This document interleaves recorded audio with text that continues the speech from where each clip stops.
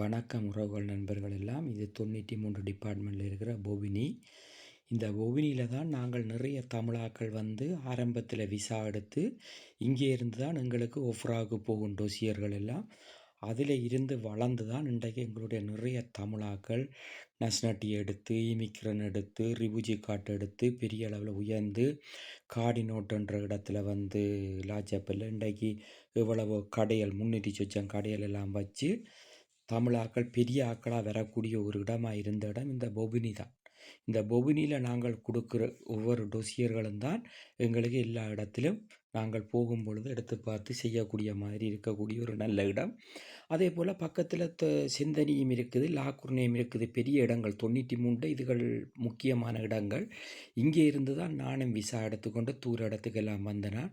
அதே போல் எங்களோட தமிழாக்கள் கூட நான் போய்களை கண்டு எனக்கு தெரிஞ்ச பழைய ஆக்கள் எல்லாம் அந்த இடத்துல என்னோட கதைச்சீனம் எனக்கு மகிழ்ச்சியாக இருந்தது.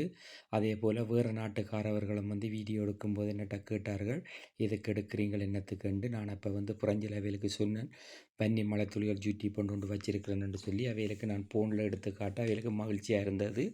இது எங்களுடைய ஒரு நினைவை பகிர்ந்து கொள்வது தானுடைய வேறொன்றும் இல்லை.